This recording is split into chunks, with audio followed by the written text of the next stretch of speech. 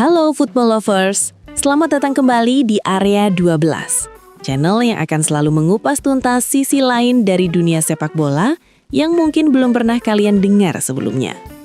Pernahkah kalian membayangkan sebuah ironi terbesar dalam sejarah sepak bola modern Indonesia? Di satu sisi, jutaan rakyat Indonesia meneteskan air mata kekecewaan.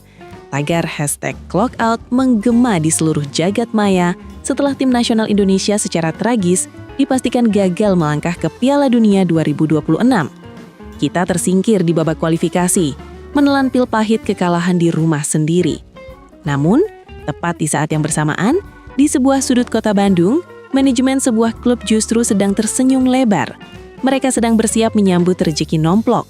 Bukan dari sponsor lokal, bukan dari penjualan tiket, melainkan kucuran dana segar bernilai miliaran, bahkan berpotensi menembus triliunan rupiah yang dikirim langsung dari markas besar FIFA di Zurich, Swiss.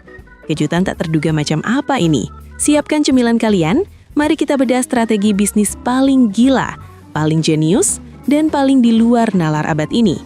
Inilah kisah tentang bagaimana Persib Bandung mengeksploitasi celah regulasi FIFA untuk membangun skuad Los Galacticos Asia Tenggara. Mari kita perkenalkan dua aktor utama di balik hujan uang di kota kembang ini. Aktor pertama adalah Frans Boutros. Pemain kelahiran Denmark ini adalah tembok pertahanan andalan tim nasional Irak. Saat kompetisi Liga 1 sedang panas-panasnya, Frans Boutros meminta izin kepada manajemen Persib untuk terbang ke Monterrey, Meksiko. Misinya satu, membantu Irak memenangkan laga playoff antar konfederasi melawan Bolivia. Dan sejarah pun tercipta. Irak menang 2-1 dan menyegel tiket ke Piala Dunia 2026. Aktor kedua jauh lebih mencengangkan. Namanya Gervanek Kastaner. Pemain depan ini membela tim nasional Curaçao, sebuah negara kepulauan kecil di Karibia yang populasinya hanya sekitar 156.000 jiwa. Secara luar biasa, Curaçao mencetak sejarah lolos ke Piala Dunia dan Kastaner adalah salah satu pahlawan utamanya dengan torehan 5 gol di fase kualifikasi. Yang membuat situasi ini menjadi sebuah keajaiban finansial yang gila adalah Kastaner saat ini bahkan sudah tidak bermain untuk Persib Bandung. Ia hanya berseragam Maung Bandung selama setengah musim di tahun 2025, sebelum akhirnya pindah ke Persis Solo dan kini merumput di Malaysia bersama Terengganu FC.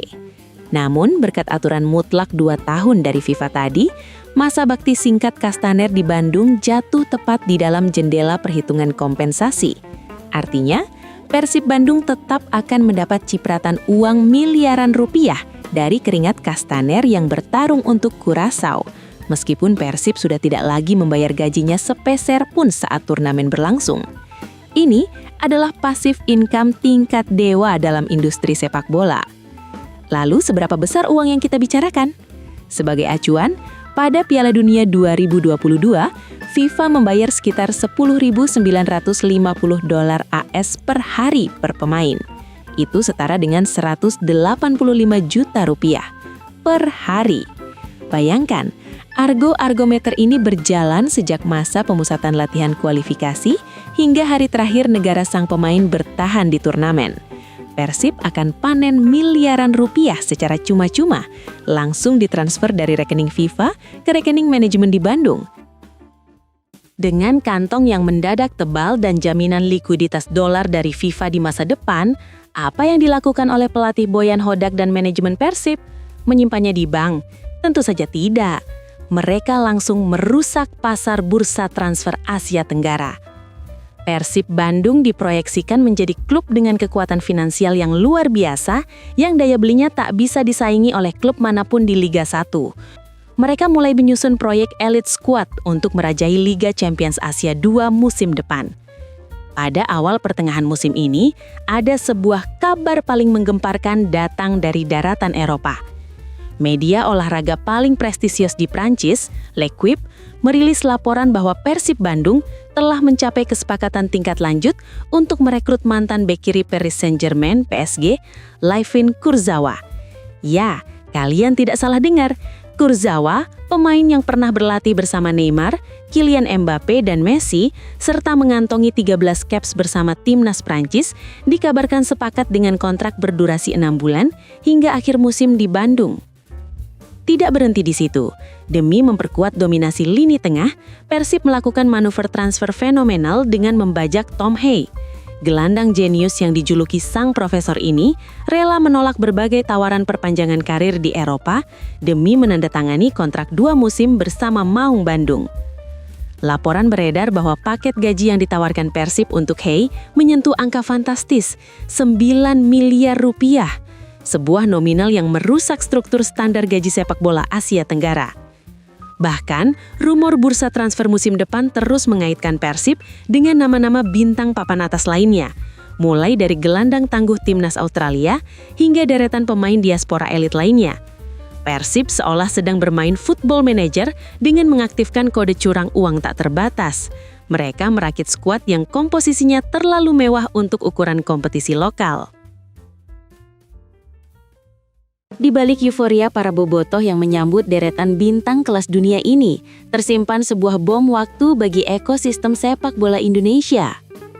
Strategi Persib Bandung ini melahirkan apa yang dalam ilmu ekonomi disebut sebagai konsep arbitrase regulasi.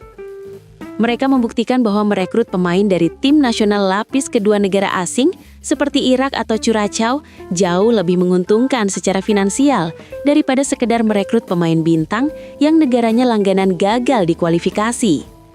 Di masa depan, klub-klub kaya akan mulai meniru taktik ini. Mereka akan memburu pemain berpaspor negara eksotis yang sedang bersinar di kualifikasi Piala Dunia. Mengapa? Karena beban gaji sang pemain asing pada akhirnya akan disubsidi atau bahkan ditutupi oleh bonus kompensasi FIFA. Namun, efek dominonya sangat mengerikan. Kesenjangan atau competitive imbalance di Liga 1 akan semakin lebar. Bayangkan nasib klub-klub guram yang kesulitan membayar gaji pemain tepat waktu. Kini mereka harus berhadapan dengan Persib Bandung yang menurunkan mantan bintang Liga Champions Eropa setiap akhir pekan. Hegemoni Persib akan sangat sulit untuk dihentikan.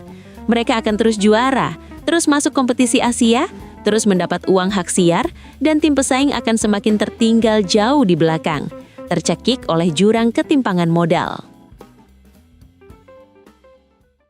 Pada akhirnya, realitas ini menampar wajah sepak bola kita dengan sangat keras. Kita disajikan sebuah kontradiksi yang menyayat hati. Di saat federasi kelabakan dan supporter menangis melihat timnas Indonesia tenggelam tak berdaya di kerasnya persaingan kualifikasi Piala Dunia, sebuah klub korporasi di dalam negeri justru menemukan cara untuk berpesta pora di atas panggung global tersebut. Persib Bandung sukses membuktikan bahwa kecerdasan manajerial dalam membaca celah regulasi hukum FIFA bisa menyulap mereka menjadi klub miliarder tanpa perlu menunggu prestasi negaranya sendiri. Mereka menunggangi kesuksesan timnas Irak dan keajaiban timnas Curaçao, lalu mengubahnya menjadi mesin pencetak uang untuk membangun kerajaan Los Galacticos di tanah Pasundan. Bagaimana menurut kalian football lovers? Apakah langkah Persib Bandung ini adalah sebuah kejeniusan bisnis murni yang patut ditiru oleh klub lain? Ataukah ini justru menjadi awal mula dari matinya persaingan sehat di kompetisi sepak bola Indonesia? Tulis opini liar kalian di kolom komentar. Jangan lupa klik tombol like, subscribe, dan nyalakan lonceng notifikasi agar kalian tidak ketinggalan cerita-cerita gila lainnya dari balik layar sepak bola dunia. Saya undur diri, sampai jumpa di video Area 12 selanjutnya.